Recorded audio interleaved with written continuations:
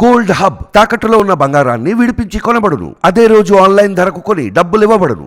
Hi hello నమస్తే, welcome to our channel మన TV. నేను మీ శాన్వి. ఈరోజు మనతో పాటు మన స్టూడియోలో ఉన్నారు సీనియర్ పొలిటికల్ అనలిస్ట్ అంకం రావు గారు. మరి ఆయనతో మాట్లాడి ప్రస్తుత రాజకీయాల గురించి తెలుసుకుందాం. హాయ్ సార్, నమస్తే. నమస్తే. సార్, ఇప్పుడు చూసుకుంటే చాలా మంది ఐఏఎస్ ఆఫీసర్ని ఐపీఎస్ ఆఫీసర్ని ట్రాన్స్ఫర్ చేయడం జరిగింది, అలాగే రిజైన్ చేయించడం జరిగింది. కానీ ఇప్పటికీ అలాంటి ఐఏఎస్ ఆఫీసర్లు ఉన్నారు అని, అలాగే వాలంటీర్లలో కొంతమందిని రిజైన్ చేయించి తీసేసే అవకాశం ఉంది అంటున్నారు. అసలు ఏం చెప్తారు దీని గురించి? అంటే ఇప్పుడు 3 ఐఏఎస్ ఆఫీసర్ల మీద 6 ఐపీఎస్ ఆఫీసర్ల మీద చర్యలు తీసుకోవడం కూడా జరిగింది.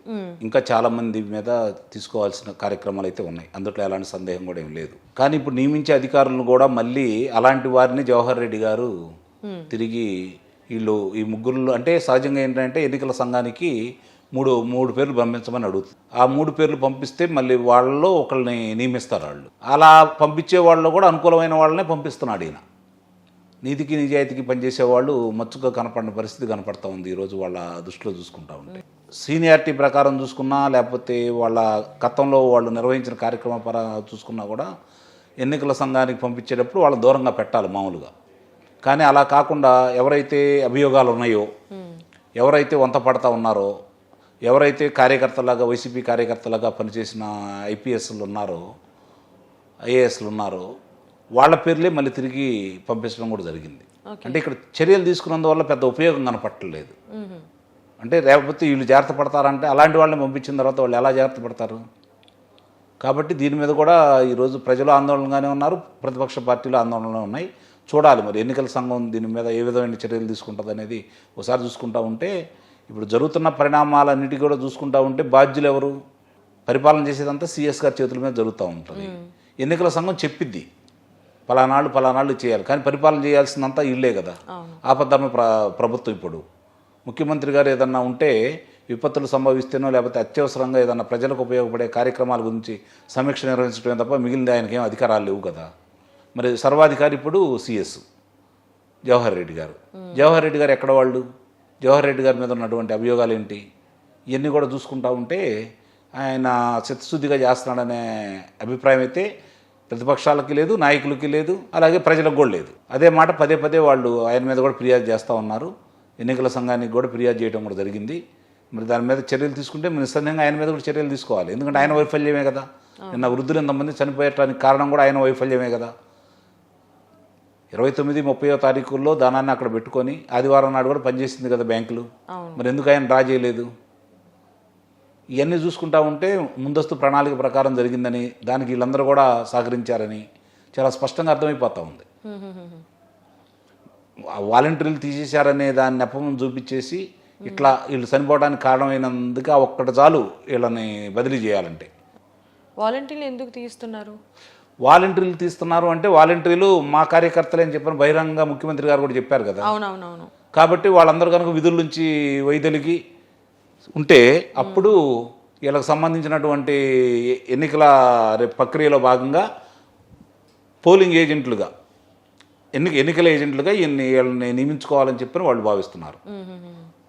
పోలింగ్ బూతుల్లో వీళ్ళని ఏజెంట్లుగా పెడితే 50 ఏళ్ళకి వీళ్ళు ఉన్నారు కాబట్టి వాళ్ళందరం చూసి అక్కడ ప్రలోభ పెట్టవచ్చు, ఏదైనా చేయొచ్చు, ఆ విధంగా చేయొచ్చు అనే భావనలో వాళ్ళని విధుల నుంచి మీరు తప్పుకోండి, మళ్ళీ మనమే అధికారంలోకి వస్తాం కదా, వచ్చిన తర్వాత మళ్ళీ మిమ్మల్ని తీసుకుంటాను అని చెప్పని ప్రలోభ పెడుతున్నారు, భయపెడుతున్నారు, వాళ్ళని బెదిరిస్తున్నారు. మరి అందరూ సమ్ముఖంగా అయితే లేరు. ఆయన మాటిని 600 మంది కూడా పదవుల నుంచి వైదొలగలేదు. కొన్ని ఫేక్ న్యూస్ కూడా బయటకు వస్తూ ఉన్నాయి. ఇవన్నీ చూసుకుంటా ఉంటే బలవంతంగా అయినా వాళ్ళని విధుల్లోంచి తప్పించేసి ఎన్నికల ఏజెంట్లుగా కూర్చోబెట్టాలని చెప్పి వాళ్ళు భావిస్తున్నారనేది స్పష్టంగా అర్థమవుతూ ఉంది. దానికి ఎంతమంది స్పందిస్తారనేది చూడాలి.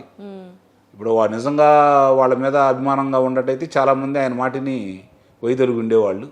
కానీ వైదొలగలేదు కాబట్టి వాళ్ళు వ్యతిరేకత వచ్చిందనేది ప్రజలతో పాటు వాళ్ళు, ఎందుకంటే ప్రజల్లో వాళ్ళు ఒకళ్ళు కదా, ప్రజల అభిప్రాయం ఏంటో వాళ్ళకి తెలుసు కదా. కాబట్టి వాళ్ళు వ్యతిరేకిస్తున్నారు, దాన్ని ఇంకా భయపెట్టాలని చూస్తున్నారు. మరి ఎవరు అయితే ముందుకు రావట్లేదు. వాళ్ళ ఉద్దేశం అయితే అదే, అంత తప్ప వేరే ఉంటుంది. సార్, ఇప్పుడు వైఎస్ఆర్సీపీ వాళ్ళనే కాదు, ఇప్పుడు ఎవరన్నా సరే ఒక పార్టీకి సపోర్ట్ చేస్తారు. ఇప్పుడు వైఎస్ఆర్సీపీకి సపోర్ట్ చేసే వాళ్ళు వాళ్ళకి సపోర్ట్ చేస్తారు, కానీ ప్రజలు ఏం పిచ్చి వాళ్ళు కాదు కదా. అట్లా వాళ్ళు చెప్పిన మాటలు వినేసి వాళ్ళకి మాత్రమే సపోర్ట్ చేసి ఓట్లు వేయడానికి. ఇప్పుడు జరుగుతున్న ఎన్నికల రణక్షేత్రంలో ప్రజల ప్రజల జగన్మోహన్ రెడ్డి వాళ్ళ మధ్య జరుగుతుంది. మామూలుగా ముఖ్యమంత్రిగా జగన్మోహన్ రెడ్డి గారు చంద్రబాబు నాయుడు గారి మధ్య జరుగుతున్న యుద్ధం, అందులో సందేహమే లేదు. కానీ ఈరోజు ప్రజలు ముందుండి చంద్రబాబు నాయుడు గారిని నడిపిస్తున్నారని నేను అనుకుంటున్నాను. ఎందుకంటే ప్రజలు కోరుకుంటున్నారు ఈ ప్రభుత్వం మార్పు చెందాలని. అంటే నడిపిస్తున్నారు అన్నప్పుడు మరి ఐఏఎస్ ఆఫీసర్ని ఐపీఎస్ ఆఫీసర్ని ఎవరిని పెడితే ఏంటి ప్రాబ్లం? అంటే కొన్ని ప్రక్రియకి ఆటంకం కలుగుతూ ఉంటాయి కదా. ఇప్పుడు కొన్ని నిబంధనలకు విరుద్ధంగా వాళ్ళు ప్రవర్తిస్తున్నారు అనుకోండి, ఉదాహరణకి వాళ్ళకు అనుకూలమైన అధికారులు నియమించారనుకోండి, ఈ గ్రామంలో తెలుగుదేశం పార్టీ వాళ్ళకి ఆధిక్యత ఉంటుంది, ఏదో అలజడి సృష్టించి కొంతమందిని అదుపులో తీసుకున్నారనుకోండి అధికారులు, దానివల్ల ఏం జరుగుతుంది? దాని గురించి ఇప్పుడు కేడర్ అంతా కొంచెం భయపడతారు. వాళ్ళకల్లి నాయకులు అక్కడికి వెళ్తూ ఉంటారు. ఇక్కడ సందట్లో సడేమి అలాగా వీళ్ళు చేసుకోవాల్సిన కార్యక్రమాలు వీళ్ళు చేసుకోవచ్చు అని. గతంలో చూశారు కదా పంచాయతీ ఎన్నికలు ఎలా జరిగినాయి, ప్రజలు ఇష్టంగా ఓట్లు వేసారా? లేదు కదా, బలవంతంగానే చేశారు కదా. ఎన్ని చోట్ల ఏకగ్రీవాలు చేసుకున్నారు, ఎప్పుడన్నా జరిగిందా ఇది మన భారతీయ చరిత్రలో? మరి అది అట్లా జరుగుతుందేమో. కానీ మీరు అన్నట్టు ప్రజలు తిరుగుబాటు చేశారు కాబట్టి ఇలా ఆటలు సాగవు.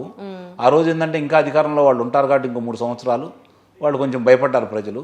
ఈరోజు ఆ భయాన్ని వీడు బయటకు వచ్చారు కాబట్టి చంద్రబాబు నాయుడు గారి సభలు కావచ్చు, లేకపోతే పవన్ కళ్యాణ్ గారి సభలు కావచ్చు, అంత విపరీతంగా జనం వస్తున్నారు. భువనేశ్వర్ గారి సభకు కావచ్చు విపరీతంగా జనం వస్తున్న కారణం ఏంటంటే వాళ్ళల్లో చైతన్యం వచ్చింది.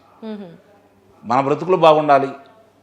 2014 నుంచి 2019 వరకు మన బ్రతుకులు ఎలా ఉన్నాయి, 2019 నుంచి ఇప్పుడు వరకు ఎలా ఉన్నాయి, వాళ్ళు బేరీజ్ వేసుకుంటున్నారు, పరిస్థితులు చూస్తున్నారు. ముఖ్యంగా మహిళలు వాళ్ళ ఇంట్లో ఏమేం కావాలో వాళ్ళకి క్షుణ్ణంగా తెలుసు. పిల్లలు ఎలా ఉండాలి, ఎలా నడవడిక తీసుకోవాలి, వాళ్ళకి కావాల్సినటువంటి ఆర్థిక మంత్రి గృహిణియే కదా. ఈరోజు ఈ ప్రభుత్వం వల్ల జరుగుతున్న ఈ నిత్యావసర వస్తువుల ధరలు పెరగడం కావచ్చు, ఇంధన ధరలు పెరగడం కావచ్చు, విద్యుత్ ఛార్జీలు ఇన్నిసార్లు పెంచడం కావచ్చు. ఇప్పుడు రమారమ్మి 25,000 కోట్ల రూపాయలు 5 సంవత్సరాల్లో ఆయన అదనంగా వసూలు చేశాడు విద్యుత్ మీద. ఇవన్నీ భారం అన్నీ తెలిసిన వ్యక్తి మహిళే కదా. అట్లాగే మద్యపాన నిషేధం చేస్తా అన్నాడు. ఈరోజు మద్యపాన నిషేధం చేయకపోగా ఎంతోమంది మరణించారు. కనీసం ఇంకా 30 లక్షల మంది అనారోగ్య పాలయ్యారు ఈ కల్తీ మద్యం తాగి. కాబట్టి ఇవన్నీ ఈ బాధలన్నీ అనుభవించేది ఎవరు? మహిళే కదా. భర్తలా చేస్తేనో లేకపోతే కొడుకలా తయారైతేనో దానికి బాధపడేది మహిళే కదా, సేవ చేయాల్సింది మహిళే కదా. మరి వాళ్ళందరూ రేపు పొద్దున అనుకూలంగా ఎలా ఓట్లేస్తారు? వాళ్ళు వ్యతిరేకంగా ఉన్నారు కదా, చాలా స్పష్టంగా అర్థమైపోతూ ఉంది కదా. అలాగే విద్యార్థులను తీసుకుందాం, వాళ్ళకి ఆశలు కల్పించారు. ప్రత్యేక హోదా తీసుకొస్తాను, పరిశ్రమలు తీసుకొస్తాను, మెడలో ఉంచి తీసుకొస్తానని చెప్పని వాళ్ళు కూడా నిజంగా నమ్మారు. చంద్రబాబు నాయుడు గారు తీసుకురాలేకపోయారు కాబట్టి జగన్మోహన్ రెడ్డి గారు ఆ రోజు ఎట్లకి పులివెందులకి మధ్య జరుగుతున్న పోరాటం అని చెప్పని ఉప ఎన్నికల్లో గెలిచారు. మళ్ళీ అదే పందా ఎన్నుకున్నారు. ఈరోజు నిజంగా పోరాటం చేస్తారని భ్రమించారు. గెలిచేంత వరకే అది. ఆయన ఎందుకు ఈరోజు ముఖ్యమంత్రిగా ఉండాలనుకుంటున్నాడు? తన మీద ఉన్న అభియోగాల నుంచి కాపాడుకోవడం కోసం, తన ఆస్తులను కాపాడుకోవడం కోసం, తన మనుషుల్ని కాపాడుకోవడం కోసం మాత్రమే అధికారం ఆయనకు కావాలి. అది కాదు కదా ప్రజలు కోరుకునేది. ప్రజలు స్వాతంత్రాన్ని కోరుకుంటున్నారు, ఈరోజు స్వేచ్ఛను కోరుకుంటున్నారు, మంచి పరిపాలన కోరుకుంటున్నారు, అభివృద్ధి కావాలని కోరుకుంటున్నారు. అవన్నీ ఎవరి దగ్గర ఉన్నాయంటే చంద్రబాబు నాయుడు గారి దగ్గర ఉన్నాయనేది వాళ్ళ అభిప్రాయం. సార్, ఇప్పుడు రౌడీ రాజకీయాల వల్ల ఆఫీసర్లని సరిగ్గా ఎంచుకోవాలని చెప్పి అంటున్నారు. అలాగే ఇప్పుడు మీరు చెప్పినట్టే ఒకప్పుడు చంద్రబాబు నాయుడు గారు అభివృద్ధి తీసుకురాలేదు కాబట్టి జగన్మోహన్ రెడ్డి గారిని ఎంచుకున్నారు అన్నారు. మరి ఇప్పుడు జగన్మోహన్ రెడ్డి గారి నుంచి కూడా అభివృద్ధి రాలేదు కాబట్టి మరి చంద్రబాబు నాయుడు గారు నమ్ముతారు? అభివృద్ధి రాలేదని కాదు నేను ఆయన ఎన్నుకుంది, ఆయన ప్రత్యేక హోదా తీసుకురాలేదని. అది అభివృద్ధి గురించి చంద్రబాబు నాయుడు గారికి వంకలు పెట్టాల్సిన అవసరం లేదు కదా. ఆయన దిగిపోయేంత వరకు ఆయన చేసింది 2,63,000 కోట్ల రూపాయలు మాత్రమే అప్పు. పరిశ్రమలు కనపడతా ఉంది, తెచ్చినాయి, అభివృద్ధి కనపడతా ఉంది. 25,000 కిలోమీటర్లు ఆంధ్ర రాష్ట్రంలో సిమెంట్ రోడ్లు వేశారు. 5,200 కిలోమీటర్లు సుమారు దళిత వాడల్లో సిమెంట్ రోడ్లు వేశారు. దళిత వాడల్లో సిమెంట్ రోడ్డు ఎప్పుడన్నా జరిగినాయా ఇంత పెద్ద ఎత్తున? ఇవన్నీ కళ్ళ ముందు కనపడతానే ఉన్నాయి కదా. ఈరోజు రక్తం ప్రవహించే రాయలసీమలో రతనాల సీమగా మార్చాడు ఆయన.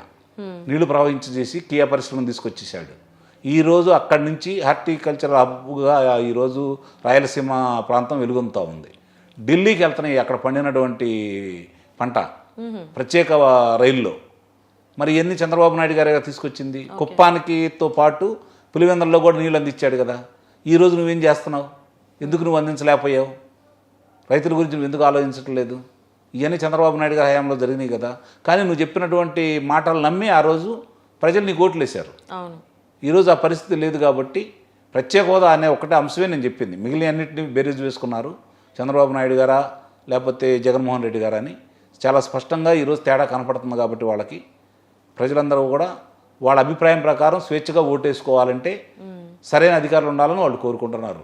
ప్రతిపక్షాలు కూడా అదే కోరుకుంటున్నాయి. మరి ఎలక్షన్స్ కూడా దగ్గరలో ఉన్నాయి కాబట్టి ఎలాంటి ఆఫీసర్స్ నియమిస్తారు అండ్ ఎలాంటి ఎలక్షన్ ప్రాసెస్ జరుగుతుంది, ప్రజలు కూడా ఎవరికి సపోర్ట్ చేస్తారనేది వేచి చూడాలి. Thank you so much sir.